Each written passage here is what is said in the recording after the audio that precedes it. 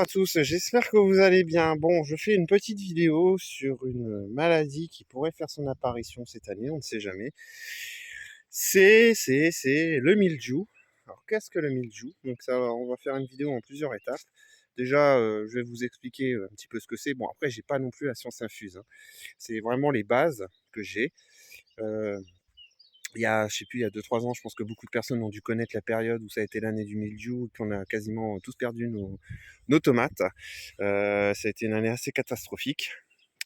Donc ça va se diviser un petit peu, voilà, c'est-à-dire qu'il y aura, donc je vous expliquerai un peu ce que c'est le mildiou, ce qui peut être fait en préventif et ce qu'on peut faire en curatif, en traitement très curatif. Alors le mildiou, c'est quoi? C'est un champignon qui se développe principalement entre avril et juin. Je dis bien principalement, hein, parce que si on a un été orageux, humide, il peut l'être aussi, il peut être présent. Donc, c'est lorsque les températures, elles oscillent entre 17 et 25 degrés, à peu près. Donc j'essaie de prendre des pieds de tomates en même temps. Donc c'est une alternance pluvieuse et des épisodes de chaleur orageuses. Donc il faut que c'est les conditions idéales pour que le mildiou se développe. C'est pour ça que je vous dis, on dit que c'est entre avril et juin. Mais voilà, ça peut être sur juillet, août, septembre. Après, il revient plus en septembre, parce que septembre-octobre, on commence à repartir dans l'humidité. Donc c'est ces conditions idéales pour son développement. Par contre, la canicule le stoppe. Ouais. Alors, le mildiou, comment le reconnaître? Alors, je vais vous mettre des photos qui vont apparaître. Le mildiou, ça va apparaître comme des taches claires, huileuses, marron et au feutrage blanchâtre. Il va provoquer un peu... les zones de taches vont se nécroser, donc faire dessécher les feuilles. Puis ça va s'étendre vraiment sur tout votre pied, hein, que feuilles, fruits, tiges, etc. etc.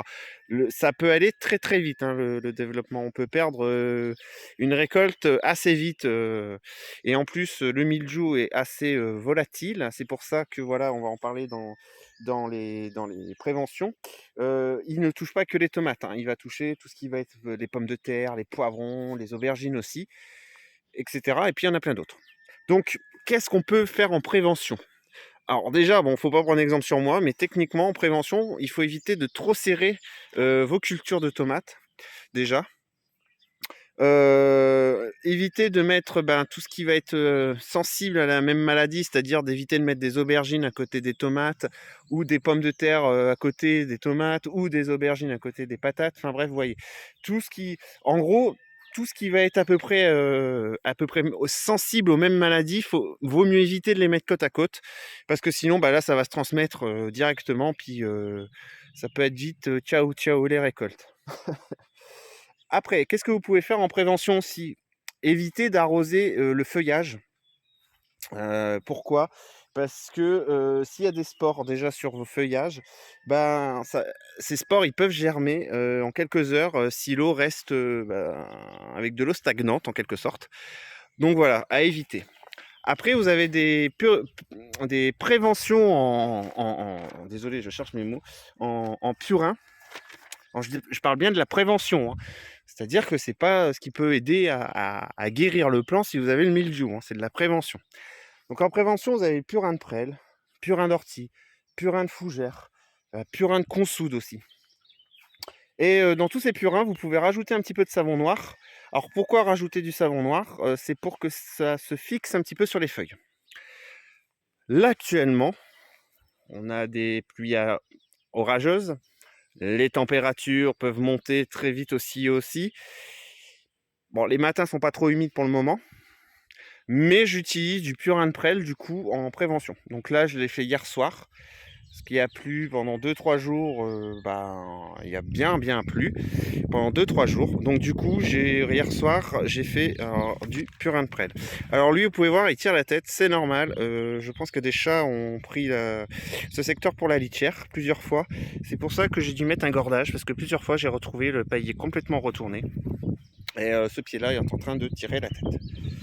Donc voilà pour les préventions. Si par malheur, vous voyez que vous avez une mildiou,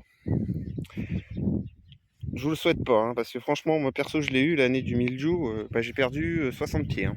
et même avec des traitements, hein, ça a été, on va peut-être utiliser quelque chose qui va faire polémique. Vous pouvez utiliser de la bouillie bordelaise. Alors, je sais, ah la bouillie bordelaise, tatati tatata. Oui, oui, oui, oui. Pour le moment, la bouillie bordelaise, pourquoi? Alors, c'est parce qu'elle est à base de cuivre. Donc il faut le pulvériser sur les plants malades. Moi, ce que je vous conseille, c'est de, si c'est pas trop infecté, de couper les feuilles ou les tiges au pire qui sont atteintes et faites le traitement derrière, hein. Mais il faut éviter, bon, la pulvérisation sur les fruits qui sont en formation. Et ça, c'est le plus compliqué. Bon, c'est pour éviter d'être malade, hein. Alors pourquoi il y a beaucoup de monde ne veulent plus utiliser cette bouillie bordelaise? Parce que justement, elle est à base de cuivre. Et quand vous avez vaporisé, le cuivre va, ah, les gouttelettes, tout ça, ça va retomber sur le sol et ça va aller dans le sol du coup. Et ça tue les micro-organismes, ça tue beaucoup de choses. Voilà. Après, il faut des dosages de cheval, hein. Si vous le faites une fois, c'est pas non plus la mort dans l'âme, hein. Pour ça, moi, je ne juge pas ceux qui utilisent de la bouillie bordelaise.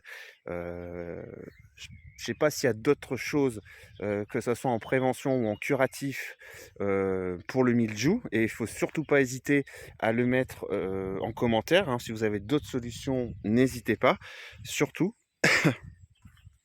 Après, vous avez une autre solution, c'est le bicarbonate de soude. Désolé, j'ai du mal. Alors pourquoi? Alors ça, c'est du 100 naturel par contre. Alors pourquoi? Parce que le bicarbonate, il va neutraliser l'acidité du milieu où vous allez le mettre. Et apparemment, le mildiou céderait de l'acidité pour se développer aussi. Donc voilà. Donc je voulais faire cette petite vidéo parce qu'on arrive sur la période, voilà, qui peut être à risque. Je vais vous mettre des photos. Et surtout, vous n'hésitez pas dans les commentaires à donner vos autres traitements que vous faites en prévention ou les traitements que vous faites en curatif si vous avez le mildiou sur vos tomates. Parce que je pense qu'il y en a plein d'autres, plein de possibilités possibles. Donc comme je vous dis, moi j'ai utilisé du purin de prêle pour le moment pour renforcer les pieds et c'est un antifongique si je ne me trompe pas aussi. Donc voilà. Bon sur ce je vous laisse, je vous souhaite une bonne journée à tous. Allez, ciao.